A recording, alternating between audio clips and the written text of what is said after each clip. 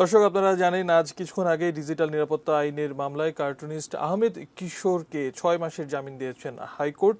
বিচারপতি এম ইনায়েতুর রহিম ও বিচারপতি মোহাম্মদ মুস্তাফিজুর রহমানের সমন্বয়ে গঠিত হাইকোর্টের বেঞ্চ আগামী 6 মাসের জন্য তার এই জামিন আদেশ দেন।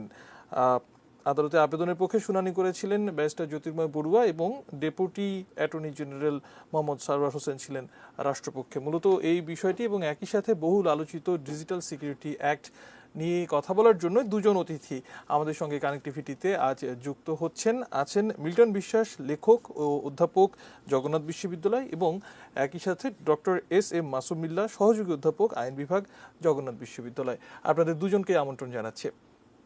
প্রথমেই জনাব মিল্টন বিশ্বাস, আপনার কাছে জানতে চাই, অবশেষে জামিন মিলল কিশোরের, তাৎক্ষণিক প্রতিক্রিয়া যদি একটু বলেন আমাদেরকে। ধন্যবাদ আপনাকে। এটি এটি খুব ভালো একটি প্রক্রিয়া, যে বিচার প্রক্রিয়া, এবং ডিজিটাল নিরাপত্তা আইনের সবকিছুই খারাপ। এটি সবকিছুই খারাপ যে নয়, এটির একটি দৃষ্টান্ত হচ্ছে আজকে কিশোরের এই জামিন পাওয়া, এবং জামিনের মধ্য দিয়ে আমরা যে বিচার প্রক্রিয়ার একটি ধাপ সেটি আমরা দেখতে পেলাম। আমরা জানি যে ডিজিটাল নিরাপত্তা আইনের অনেকগুলো ধারা আছে এবং সেসব ধারায় অনেক বিষয়ই উপস্থাপিত হয়েছে। সেখানে একটি গুরুত্বপূর্ণ বিষয় হচ্ছে মুক্তিযুদ্ধ এবং জাতির পিতাকে নিয়ে কোন ধরনের কটাক্ষ করা যাবে না, এটি একটি গুরুত্বপূর্ণ বিষয় ছিল। এখন যে অভিযোগের কারণে এবং এমনকি রাষ্ট্রের বিরুদ্ধে যে গুজব, সেই গুজবও ছড়ানো যাবে না। আমরা দেখেছি যে ডিজিটাল নিরাপত্তা আইনে আসলে তাৎক্ষণিক ভাবে ওই দোষী না হলে তাকে কিন্তু জামিন দেওয়া হয়। আমরা দেখছি এবং এবং আমরা এর প্রমাণ পেয়েছি যে যে 57 ধারা ছিল সেটির ব্যাপারে সরকার উদ্যোগী হয়েছে এবং সেটি সংশোধন করেছে। এইসবগুলো একটি প্রক্রিয়ার মধ্যে দিয়ে এসেছে। আর আর আমরা জানি যে এই নিরাপত্তা আইনটি যে জন্য দরকার ছিল, আমাদের যেহেতু 10 থেকে 11 কোটি মানুষের হাতে এই যে সোশ্যাল মিডিয়া পৌঁছে গেছে, ইন্টারনেট ব্যবহারকারীর সংখ্যা দিন দিন বেড়েছে, এবং করোনা মুহূর্তে 2020 সালের মহামারীর মধ্যে আমরা দেখেছি যে জনাব মিল্টন বিশ্বাস, আইনটির প্রয়োজন নিয়ে অর্থাৎ পরিবর্তিত বর্তমান যে বৈশ্বিক পরিস্থিতি বা যেই ধরনের আমরা ডিজিটাল মাধ্যমে এখন আমাদের চলাচল, প্রয়োজন নিয়ে কোনো কথা হচ্ছে না, কিন্তু যখন অপব্যবহারের একটি অভিযোগ আসছে গত কিছুদিন ধরেই, আপনি দেখছেন বিভিন্ন ছাত্র সংগঠন, একই সাথে নাগরিক সমাজ আজকেও তারা প্রেস ক্লাবের সামনে বিক্ষোভ করছেন। কেন এই অপপ্রয়োগটি ঘটছে, কিভাবে ঘটছে, সেটি নিশ্চয়ই আপনার কাছে জানতে চাইবো। তার আগে একটু doctor S M Masum Billah আপনার কাছে আসতে চাই যে অবশেষে কিশোর জামিন পেয়েছেন। নিম্ন আদালতে 6বার বিফল হয়ে গত 21 জানুয়ারি হাইকোর্টে জামিনের আবেদন করেছিলেন কার্টুনিস্ট কিশোর, এবং গত বৃহস্পতিবার মারা যাওয়া লেখক মুশতাক আহমেদ, তিনি কাশিমপুর আদালত কারাগারেই মারা যান। আপনার কি কোনোভাবে মনে হয় যে এই মুশতাকের মৃত্যু কোনো প্রভাবক হতেও পারে কিশোরের আজকের জামিনের ব্যাপারে?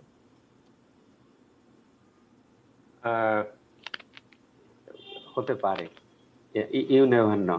একটু আফসোস তো বাড়লই, বিশেষ করে তার যারা স্বজন রয়েছেন তাদের কাছে এটা বারে বারে প্রশ্ন আকারে আসবে। সুতরাং এটাকে আমি সহানুভূতির চোখেই দেখতে চাই।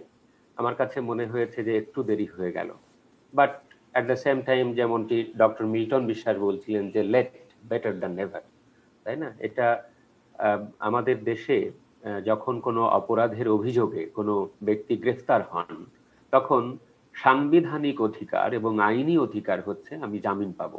হ্যাঁ, কিছু কিছু অপরাধ রয়েছে সেগুলো অজামিনযোগ্য, বাট সেটাতেও কিন্তু আমাদের যে জুডিশিয়াল সিস্টেম, আমাদের যে কোর্ট, তার কিন্তু একটা ডিসক্রিশনারি পাওয়ার রয়েছে, তারা জামিন দিতে পারে। সুতরাং এটা 6বার জামিন প্রত্যাখ্যাত হয়েছে, এটা জনমনে প্রশ্ন দেখা দিয়েছে, এবং এর যে অপব্যবহারের দিক বা এর যে খারাপ দিক, সেই দিকটাকেই বারে বারে সামনে এনেছে। সুতরাং আপনার প্রশ্নের সঙ্গে আমি একমত পোষণ করে বলবো যে হয়তো এটা একটু আগে হলে এরকম একটা দুর্ঘটনা ঘটতো না। আমরা জানি না যে কি প্রেক্ষিতে লেখক মুশতাকের মৃত্যু হয়েছে, কিন্তু আদালতকে আমরা এই জামিনের ভূমিকায় দেখতে চাই, মানুষের লিবার্টিকে সমুন্নত আকারে দেখতে চাই, মানুষের মর্যাদা সমুন্নত থাকুক। আওয়ামী লীগ সরকারের আমলে, গণতান্ত্রিক সরকারের আমলে তাদের যে given the track record of Awami League, আমরা এটাকে মনে করি যে তাদেরকে আরো বিচার বিভাগের যে রেট্রিবিউটিভিজম রয়েছে সেখানে তারা হস্তক্ষেপ মানে সেটাকে তারা সামনে আগাবেন না, বরং এক ধরনের কি বলবো আমি, যে এক ধরনের অ্যাকোমোডেটিং ওয়ে সেখানে থাকা উচিত, রিফর্মেটিভ অ্যাপ্রোচ থাকা উচিত। এবং এটা খুবই ন্যায়সঙ্গত বা প্রত্যাশিত যে যথাযথভাবে এর বিচার প্রক্রিয়া অনুসরণ করুক এবং বিচার বিভাগ স্বাধীনভাবে সিদ্ধান্ত নিন এইসব বিষয়গুলোতে। ঠিক এই প্রসঙ্গে একটু মিল্টন বিশ্বাসের কাছ থেকে ঘুরে আসতে চাই। এস এম মাসুম বিল্লাহ, আমি আবারও আপনার কাছে আসবো।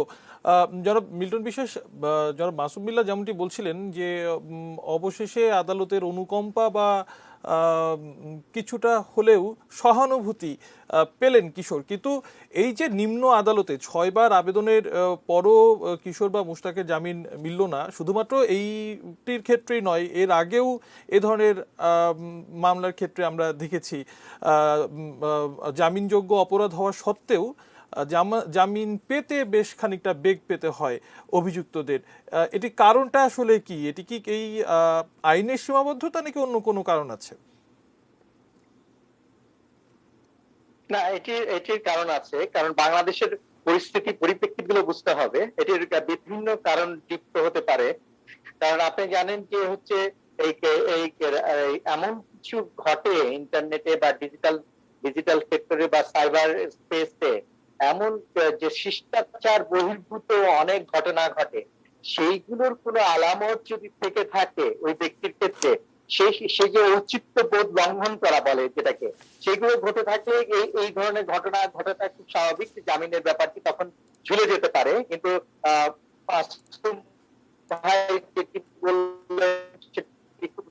যে মানুষের মৌলিক অধিকার অবশ্যই।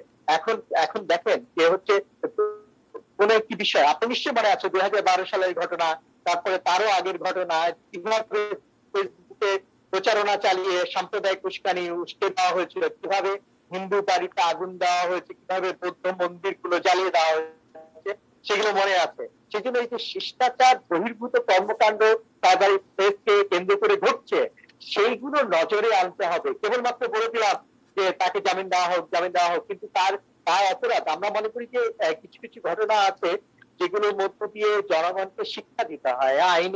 আইনের কিছু শিক্ষা আছে। আইনের জনাব মিল্টন বিশ্বাস, এই আইনটির তুমি এরকম কাজ করো না, যে আপনি যেমনটি বলছেন যে বিভিন্ন ধরনের গুজব বা উস্কানি এগুলো যাতে ছড়িয়ে না পড়ে সেজন্যই মূলত আইনটির আবির্ভাব। কিন্তু আমরা এখন পর্যন্ত দেখছি 2018-তে এই আইন প্রবর্তনের পর থেকে এখন পর্যন্ত যতগুলো মামলা হয়েছে এর অধিকাংশই সাংবাদিকদের বিরুদ্ধে বা লেখক কার্টুনিস্টদের বিরুদ্ধে। তাহলে কি শিক্ষা দেওয়ার ক্ষেত্রে তাদেরকেই অগ্রগণ্য করা হচ্ছে কিনা?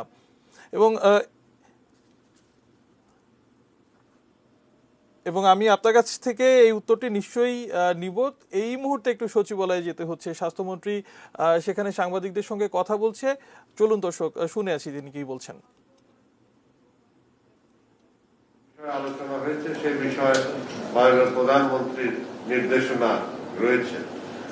আমাদেরকে দিতে হবে ভ্যাকসিন বিদেশিদেরকেও যারা এখানে কর্মরত আছেন, এবং আমাদের ফরেন মিনিস্ট্রি যখন আমাদেরকে তালিকা দিবেন সেই অনুযায়ী আমরা ভ্যাকসিন দিব।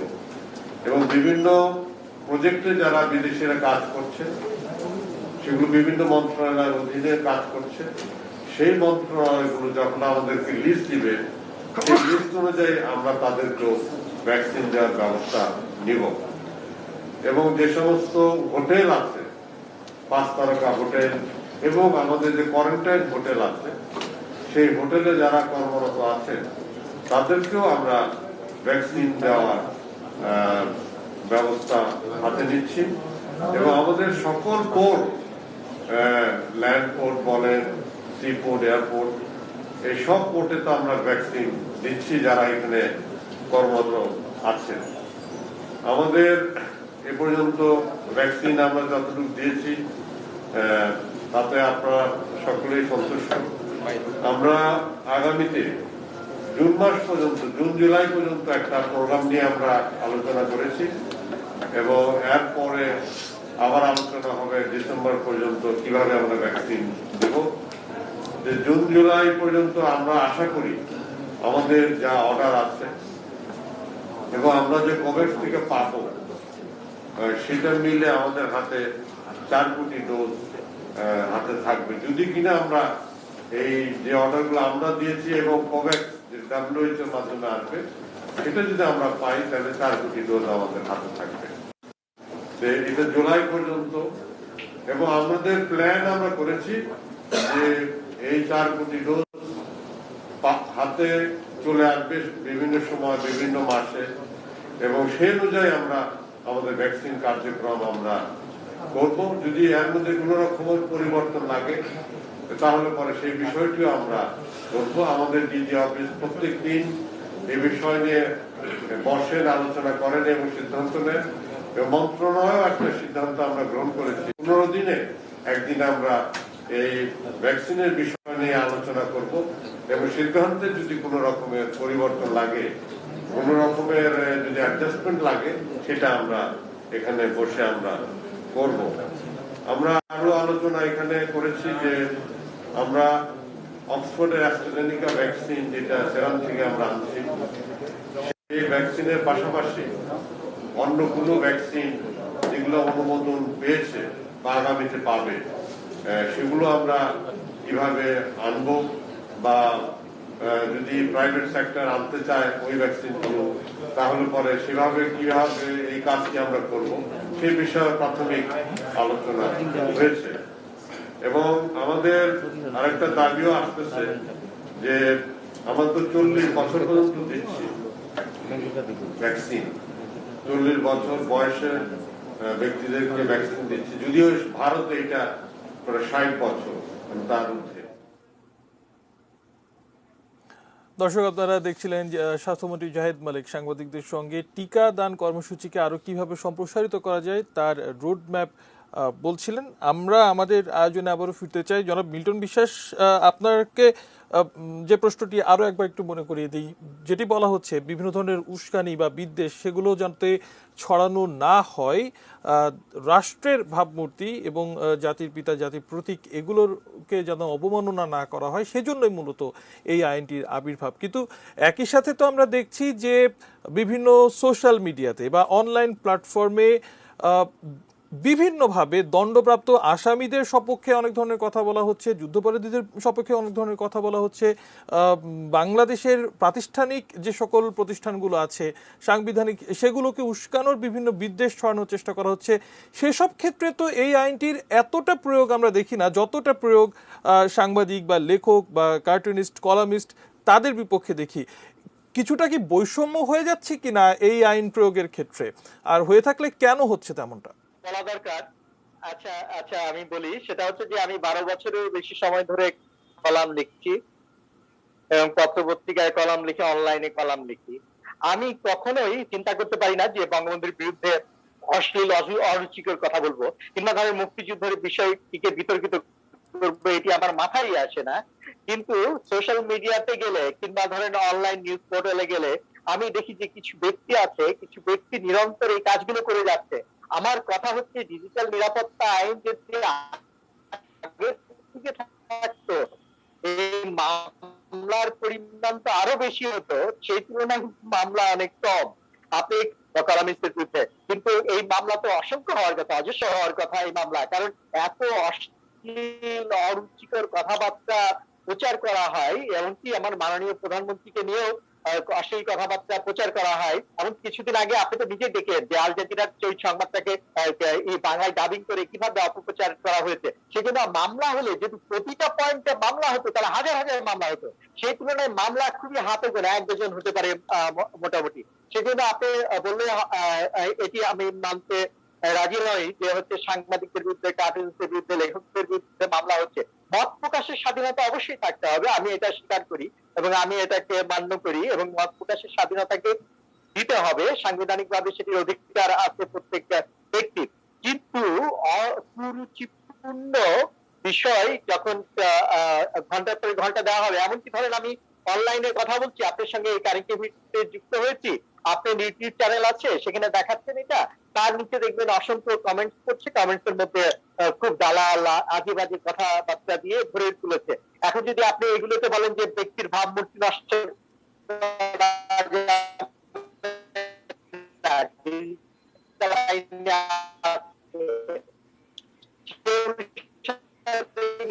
এগুলো মামলা হয়। নিশ্চয়ই বাক স্বাধীনতা তো নিশ্চিতভাবেই থাকবে, কিন্তু সেটি ঠিক কোন উদ্দেশ্যে ব্যবহার করা হচ্ছে বা সেটি আদতে রাষ্ট্রের জন্য কতটা খারাপ বা ক্ষতিকর কিছু বই আনছে কিনা সেটি দেখার জন্যই মূলত আইন, কিন্তু অপপ্রয়োগ যেহেতু হয়ে বিভিন্ন ঘটনা সামনে আসছে এজন্যই এত আলোচনা। জনাব মাসুম বিল্লাহ, আপনার কাছে একটু আসতে চাই, যখন এই ডিজিটাল সিকিউরিটি অ্যাক্ট বা এটা প্রণয়ন করা হলো, বলা হলো যে একটি বাস্তবায়নের জন্য একটি কর্তৃপক্ষ থাকবে, ডিজিটাল নিরাপত্তা এজেন্সি গঠন করা হবে, একটি ইমার্জেন্সি রেসপন্স টিম থাকবে, একই সাথে 11 সদস্যের ডিজিটাল নিরাপত্তা কাউন্সিল গঠনের একটি প্রস্তাবও করা হয়েছিল, যার প্রধান হবেন স্বয়ং প্রধানমন্ত্রী। সেগুলো তো আমরা এখন পর্যন্ত আসলে দেখিনি। এগুলো কি এই আইনের যেই সুষম যে কারণটার জন্য আইনটা আনা হয়েছিল, এই যে বাস্তবায়ন কর্তৃপক্ষ না থাকার কারণে সেটি কি আরো আইন নিজেই ভিকটিম হয়ে যাচ্ছে কিনা? একদম কিছুটা তো বটেই। আমি জাস্ট একটা কথা স্মরণ রাখতে হবে আমাদের, সেটা হচ্ছে আইন দিয়ে সবকিছুকে রেগুলেট করা সম্ভব না।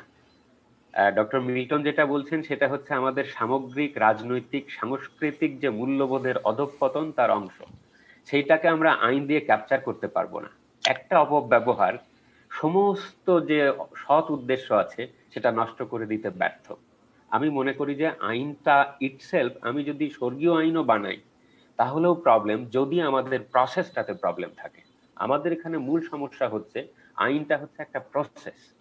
সেই প্রসেসে কি হয়েছে আপনি লক্ষ্য করুন, আপনি যেমনটি যথার্থভাবেই বললেন, আইনটা যখন প্রণয়ন হচ্ছে সাংবাদিক মহল, সুধীজন, অন্যান্য সবার সঙ্গেই আলোচনা করা হলো, সব কথাই শোনা হলো, আইনমন্ত্রী শুনলেন, তথ্যমন্ত্রী শুনলেন, কিন্তু লিখে দিলেন তারা যা তারা বোঝেন সেটাই লিখে দিলেন। আমার আফসোস এবং অনুযোগ হচ্ছে ওখানে, দেখুন, ভাবমূর্তি বা মর্যাদাহানি বা অশ্লীলতা বা এই যে কটূক্তি, এইগুলোকে আইন দিয়ে সংজ্ঞায়িত করা যায় না।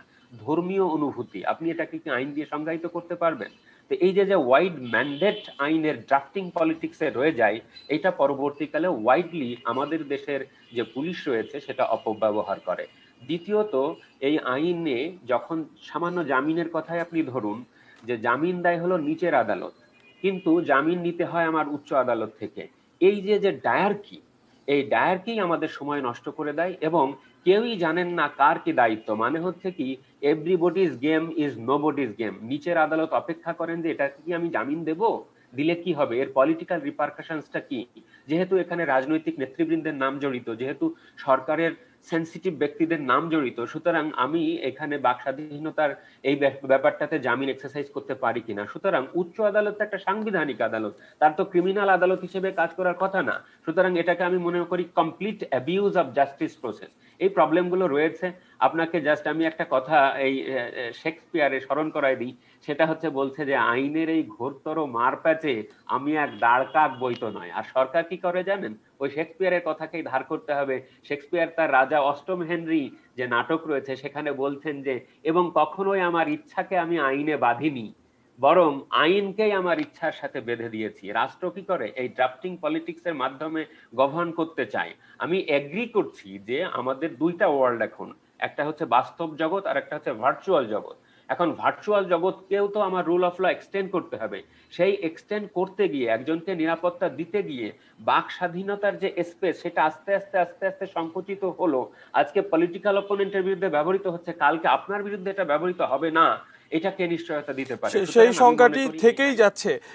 একেবারেই শেষ মুহূর্তের আলোচনাতে চলে এসেছি, সময় একেবারেই সংক্ষিপ্ত। মিল্টন বিশ্বাস, আপনার কাছে জানতে চাই যে এই ডিজিটাল সিকিউরিটি অ্যাক্টের সবচেয়ে বেশিরভাগ মামলাগুলো হচ্ছে 25, 26, 29 এবং 31 ধারায়, যেখানে মানহানি কর বা অবমাননা কর কথা বলা হচ্ছে। একটু সংক্ষেপে জানতে চাই যে রাষ্ট্রের মানহানি এবং সরকারের বিরুদ্ধে বলা, এই দুটি জিনিস তো নিশ্চয়ই এক নয়, একটি পার্থক্য তো আছে। সেই ডিফারেন্সিয়েটটা কি আদৌ সম্ভব হচ্ছে কিনা? রাষ্ট্র এবং সরকার বা নির্বাচিত জনপ্রতিনিধি তাদের সমালোচনা করা এবং একই সাথে সংবিধান বা সেকে সমালোচনা করার এক হয়ে যাচ্ছে কিনা?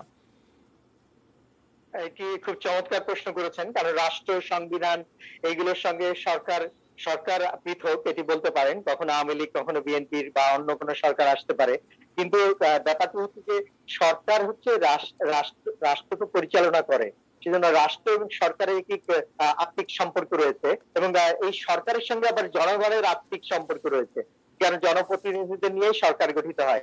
সেজন্য কোনোটা থেকে কোনোটা বিচ্ছিন্ন নয়। সেই জন্য আমরা মূলে যেতে চাই, মূল ব্যাপারটি হচ্ছে আমরা সংবিধান সমুন্নত রাখবো, মানুষের মানবাধিকার প্রতিষ্ঠা করব, সুশাসন প্রতিষ্ঠা করব, সেটি করার দায়িত্ব রাষ্ট্রের। এবং রাষ্ট্র যাদের যে রাষ্ট্র সরকার সরকার পরিচালনার রাষ্ট্র পরিচালনার জন্য যারা সরকার গঠন করেছে তাদের ঘাড়ে বর্তা এই দায়িত্ব। এবং সর্বোপরি এই আইনগুলো অন্তত যেন সেটা সোশ্যাল মাধ্যম বলি, ভার্চুয়াল বলি বা বাস্তব অর্থে আমাদের যে সমাজ সেখানে নাগরিকদের রক্ষার জন্য ব্যবহৃত হয়, অন্তত আইন নিজেই যেন ভক্ষকের ভূমিকা না নেয়, সেই প্রত্যাশা নিশ্চয়ই আপনারা দুজনও ব্যক্ত করবেন। অসংখ্য ধন্যবাদ জনাব মিল্টন বিশ্বাস। একই সাথে ধন্যবাদ জানাতে চাই doctor S M Masum Billah আপনাকেও আজকে আমাদেরকে সময় দেওয়ার জন্য। একই সাথে ধন্যবাদ দর্শক আপনাদেরকেও। এর সাথে আমাদের আজকের মতো এই আয়োজন শেষ হচ্ছে। আগামীকাল আবারও দেখা হবে হ্যাপেনিং আওয়ারের আয়োজনে, হ্যাপেনিং পয়েন্টে। সে পর্যন্ত সঙ্গে থাকুন, দেখতে থাকুন এটিএন নিউজ।